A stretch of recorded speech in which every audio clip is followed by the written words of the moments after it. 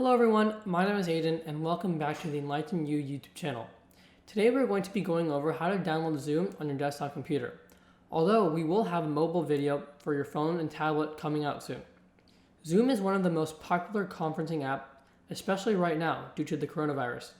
Businesses and individuals are using this to talk to friends, families, as well as coworkers. In this video, I'm going to show you how to use Zoom properly. The first thing you'll want to do is go onto a search browser and search up for the Zoom download link. Simply just click go to download. Now you'll want to download the Zoom client for meetings. Simply just click download and the download should start. In the bottom left hand corner, just click on the file that was just downloaded and open it up. Once it opens up, you'll get prompted to either join a meeting or sign in. I recommend you sign in. There are many ways that you can sign in, including using your Google account, Facebook account, or even a Zoom account.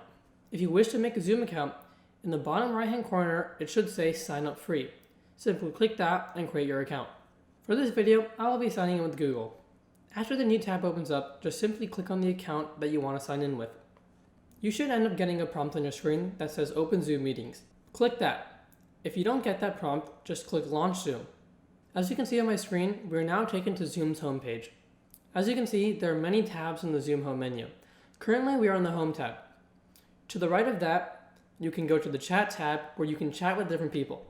If you go over to the meetings tab, you can see all your upcoming meetings, you can start a meeting, and you can view all your meetings that are recorded. Finally, in the contacts tab, you can find all your Zoom contacts. If you wish to create a Zoom group, simply click on the plus icon, click create a channel, and you can create a channel here. However, if you wish to join a channel, you can click on the plus and click join a channel. If you go back to the Zoom homepage, you can click on New Meeting. Two new windows should open up. If you want to make sure that your microphone and that your speaker output is working properly, simply click Test Speaker and Microphone. If it is working properly, then please join the chat with your computer audio. If you wish to do so, you can click the box that automatically joins every Zoom chat with your computer audio. As you can see now, we are now in the Zoom meeting. The first thing that you can do is look at the participants by simply clicking Manage Participants if you are the host.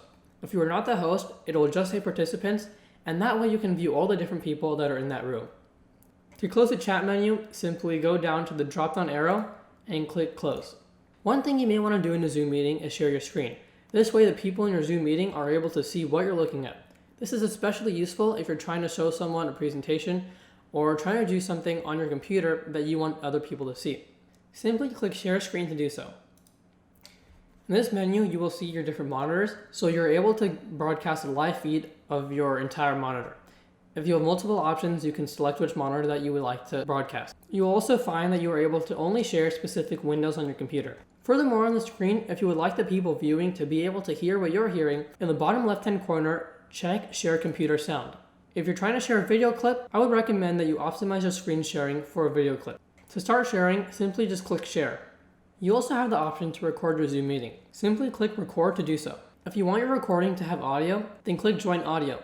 Once again, you can join with computer audio if you have not selected Automatically Join. If you would like to pause recording, simply click on the left side of the record button that was previously there. If you would like to stop the recording, click on the right side of the record button that was previously there. One useful thing in Zoom is the ability to mute yourself as well as stop your video. By muting yourself, the people in the Zoom meeting won't be able to hear you. Furthermore, if you click Stop Video, the people in the Zoom meeting won't be able to see your screen sharing or your camera. Furthermore, if you are the host, there will be a security button. If you click on it, you will have many different abilities, such as allowing participants to share screen, chat, or rename themselves. If you want to enable them, you can leave them checked. However, if you want to disable them, you can just uncheck them. You're also able to lock the meeting. This way, no one else can join unless you're already in the Zoom call. Furthermore, if you enable a waiting room, then people trying to join the Zoom call will not be allowed in unless you manually let them in. Finally, in the bottom right-hand corner, you will either see an option to leave the meeting or end the meeting. If you click on it, if you are the host, you'll have two options: to end meeting for all or simply leave the meeting. However, if you are just a participant, you will only have one option, which is to leave the meeting.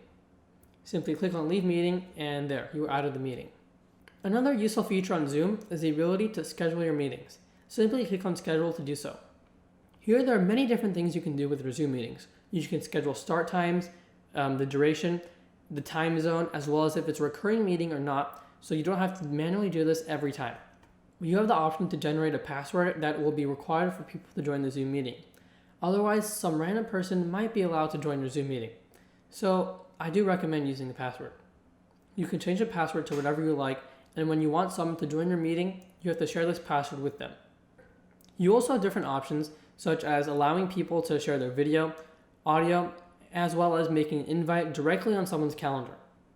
As you click on advanced options, you will have a little more customization for your Zoom meeting. When you're done, simply just click schedule.